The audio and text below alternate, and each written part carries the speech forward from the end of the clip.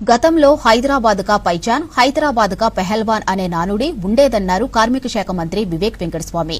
ప్రస్తుతం పెహల్వాన్ కు సరైన అవకాశాలు లభించగా ప్రతిభను కనబరచలేకపోతున్నారని తెలిపారు. కుస్తీ పోటీలకు పూర్వ వైభవం తీసుకొచ్చేందుకు PCC working president Anjan Kumar కృషి చేస్తున్నారని ప్రశంసించారు.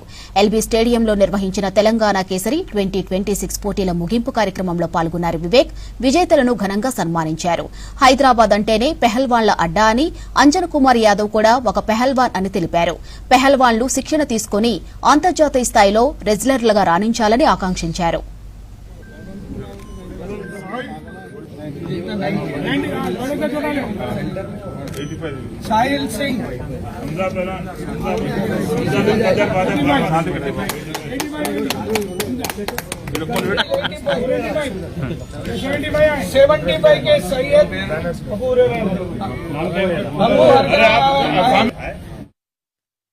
హైదరాబాద్ తెలంగాణ కేసరి ఏదైతే పోటీలు జరిగినాయో ఆ పోటీలో విన్నర్స్ అందరికీ కూడా వారికి అభినందనలు చెప్పాలి, వాళ్ళకి ఫెలిసిటేట్ చేయాలని చెప్పి మన పెద్దలు గౌరవనీయులు అంజన్ కుమార్ యాదవ్ గారు ఒక చొరవ తీసుకొని ఇంత ఘనంగా ఈ కేసరి పోటీలు చేసి ఆయనకు ఎప్పుడు మేము ఇద్దరం కలిసి ఎంపీలో ఉన్నప్పుడు కూడా ఆయనకు పైల్వాన్ల మీద చాలా షోక్ ఉండే.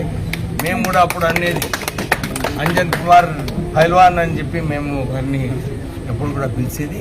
కానీ నాకు చిన్నగా ఉన్నప్పటి నుంచి మా నాన్నగారు కూడా హనుమాన్ వ్యాయామశాల పోయి అక్కడ కసరత్తులు చేస్తుండే.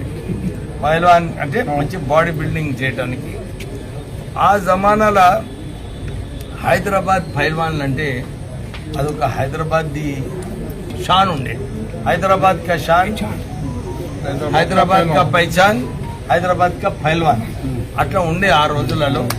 మళ్ళా దాన్ని తీసుకురానికి అంజన్ కుమార్ యాదవ్ గారు ఈ ప్రయత్నాలు చేస్తున్నారు. ఈ అవార్డ్స్ పెట్టి ఎవరైతే నిజంగా విన్నర్స్ ఉన్నారో వాళ్ళందరికీ కూడా ప్రోత్సహించడానికి అంజన్ కుమార్ యాదవ్ గారు